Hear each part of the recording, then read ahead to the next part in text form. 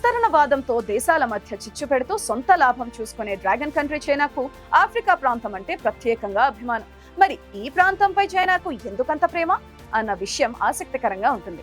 మీకు తెలుసా, పైసా లాభం లేకుండా చైనా ఎక్కడా పెట్టుబడి పెట్టదు. అలాంటిది ఆఫ్రికా దేశాలపై చైనా ఎన్నో వరాలు కురిపించింది. $51 బిలియన్ ఆర్థిక సహకారం, 10 లక్షల ఉద్యోగాలు, సైనిక శిక్షణ, ఇలా అనేక హామీల వరదను పారించింది. నిజానికి అసలు చైనాలోనే ఇప్పుడు ఆర్థిక సమస్యలు కమ్ముకుంటున్నాయి. ఆర్థిక వ్యవస్థ మందగమనంతో సాగుతుంది. మరోవైపు అమెరికా సహా పశ్చిమ దేశాలతో భౌగోళిక, రాజకీయ ఘర్షణలు, వ్యాపార ఆంక్షలు ఆ దేశాన్ని ఉక్కిరిబిక్కిరి చేస్తున్నాయి. చాలా కాలంగా గ్లోబల్ మార్కెట్ కుంచుకుపోతుంది. ఈ సమయంలో చైనా దౌత్యానికి, ఆర్థిక వ్యవస్థకు ఊపు తేవటానికి ఆఫ్రికా దోహదకారి అవుతుందని చైనా భావిస్తుంది. ఈ పూర్వరంగంలో Beijing summit of the forum on China Africa cooperation అనే సదస్సును 3 రోజుల పాటు చైనాలో నిర్వహించింది. కోవిడ్ అనంతరం చైనా నిర్వహించిన అతిపెద్ద కార్యక్రమం ఇదే అంటున్నారు పరిశీలకులు.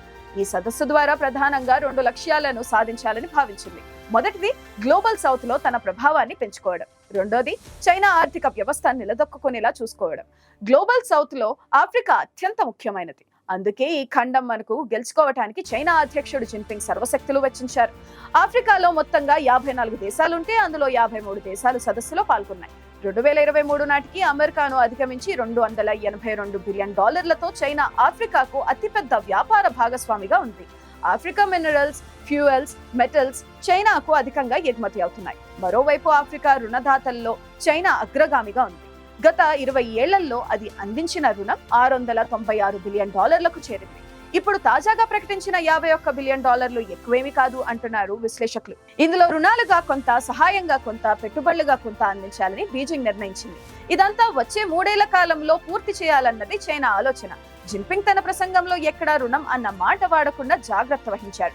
ఆర్థిక సాయం అన్న పదాన్ని మాత్రమే ఆయన చాలా తెలివిగా ఉపయోగించారు. ఆఫ్రికాతో కేవలం వాణిజ్య సంబంధాలను మాత్రమే కాదు, రాజకీయంగా, ఆర్థికంగా సంబంధాలను పెంపొందించుకోవాలని భావిస్తున్నట్లు సంకేతాలిచ్చారు. మనమంతా కలిసి రైళ్లు, రోడ్లు, వంతెనలు, స్కూళ్లు, హాస్పిటళ్లు, స్పెషల్ ఎకనామిక్ జోన్లు నిర్మించుకున్నాం. ఈ ప్రాజెక్టులు ఎంతో మంది ప్రజల జీవితాలను, వారి అదృష్టాన్ని మార్చివేశాయి అంటూ జిన్పింగ్ గుర్తు చేశారు. ఈ దఫా ఆర్థిక సాయం డాలర్లలో కాకుండా చైనా యువాన్లో రూపంలో ఉంటుందని బీజింగ్ ప్రకటించడం వెనుక డాలర్ విలువను తగ్గించాలన్నది చైనా వ్యూహంగా ఉంది. ఎందుకంటే ప్రస్తుతం ప్రపంచవ్యాప్తంగా డీడాలరైజేషన్ అన్నది కొనసాగుతుంది. చైనా కరెన్సీని అంతర్జాతీయం చేయాలనేది కూడా దీని వెనుక ఉన్న ఉద్దేశం. ఆఫ్రికాలో 10 లక్షల మందికి ఉద్యోగాలను కల్పిస్తారు. ఇందుకోసం కనెక్టివిటీని పెంచేందుకు ప్రత్యేకంగా 30 ప్రాజెక్టులను చేపడతారు. మరో 1000 చిన్న ప్రాజెక్టులను చేపడతారు. $140 మిలియన్ సైన్యానికి ఆర్థిక సహకారం, శిక్షణ అందిస్తారు. 6,000 మంది సైనికులకు, 1000 మంది పోలీస్ అధికారులకు శిక్షణ అందిస్తారు. ఆఫ్రికా పారిశ్రామికీకరణ అవరోధంగా నిలిచిన ఇంధన సమస్యను కూడా తామే పరిష్కరిస్తామని చైనా హామీ ఇచ్చింది. ఐక్యరాజ్యసమితి ద్వారా అతి తక్కువ అభివృద్ధి సాధించినవిగా గుర్తించబడిన 33 ప్రాంతాల్లో ఓపెన్ జీరో టారిఫ్లతో మార్కెట్ ప్రారంభిస్తామని ప్రకటించింది. కాస్త మా సంగతి కూడా ఆలోచించండి అని అడిగారు దక్షిణాఫ్రికా అధ్యక్షుడు సిరిల్ రాంఫోసా. అందుకు బదులుగా వాణిజ్య మిగులు $64 బిలియన్ ఉంది.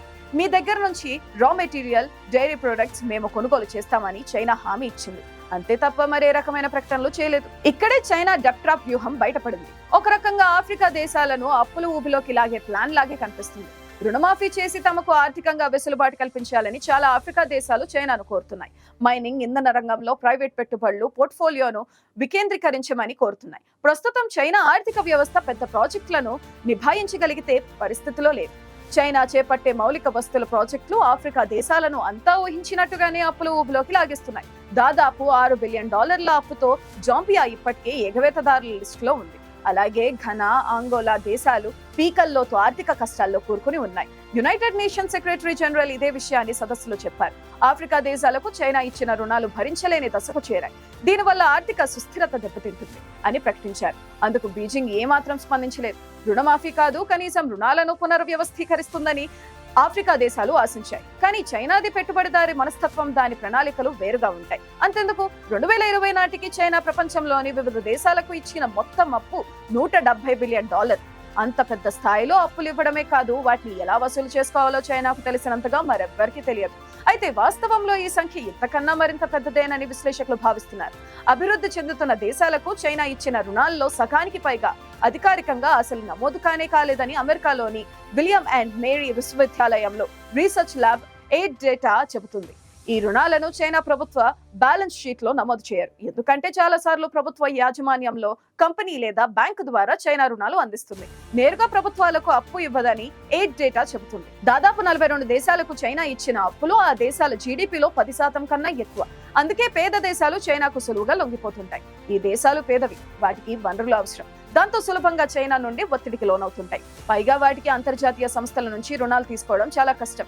కానీ తనకు భవిష్యత్తులో అవసరమైన కీలక ప్రాంతాలను చైనా ఎంచుకుంటుంది. అలాంటి దేశాలను దగ్గర తీసుకుంటుంది. చాలా సులభంగా రుణాలు ఇస్తుంది. అలాంటప్పుడు నిబంధనలు ఏకపక్షంగా ఉంటాయి. వాటిలో పారదర్శకత ఉండదు. తరువాతి కాలంలో అప్పులు తీసుకున్న దేశాలు చైనా ఒత్తిడికి లొంగిపోతుంటాయి. అంతేకాకుండా చైనా అధిక రేటు వద్ద రుణాలు ఇస్తుంది. ఇవేమీ గుర్తించని పేద దేశాలు రుణం దొరికిందే మహాభాగ్యం అన్నట్టుగా ఒప్పందాలపై సంతకాలు చేస్తాయి. ఆ దేశాలలో మౌలిక సదుపాయాలు నిర్మించడానికి చైనా సహాయం చేస్తుంది. కానీ అప్పు తీర్చేటప్పుడు ఆ దేశాలకు అసలు విషయం తెలుస్తుంది. వాటిలో చాలా హిడెన్ ఛార్జీలు ఉంటాయి. అవన్నీ కలుపుకొని కొంతకాలానికి ఆ రుణాలు భారంగా మారుతాయి, అభివృద్ధికి గుదిబండులుగా మారుతాయి. సరిగ్గా అలాంటప్పుడే చైనా ఆ దేశాల నుంచి రాజకీయ మద్దతు కోరుతుంది లేదా ఆస్తిని లీజు కింద తీసుకుంటుంది. ఇలా చేయబట్టే చాలా దేశాలు తైవాన్ ను స్వతంత్ర దేశంగా గుర్తించకుండా కుట్రలు చేసింది China. Djibouti, Kyrgyzstan, Zambia, Laos దేశాలకు చైనా ఇచ్చిన అప్పు ఎంత పెద్దదంటే వారి మొత్తం జీడీపీలో 20% ఉంటుంది. రోడ్లు, రైల్వేలు, ఓడరేవులు, మైనింగ్, ఇంధనం వంటి అనవసర మౌలిక సదుపాయాలను నిర్మించడానికి చైనా ఈ దేశాలకు రుణాలిచ్చింది. ఈ రుణాలు China belt and road initiative లో భాగం. గత దశాబ్ద కాలంగా చైనా అత్యంత ప్రతిష్టాత్మకంగా ఈ ప్రాజెక్ట్ ను చేపట్టింది.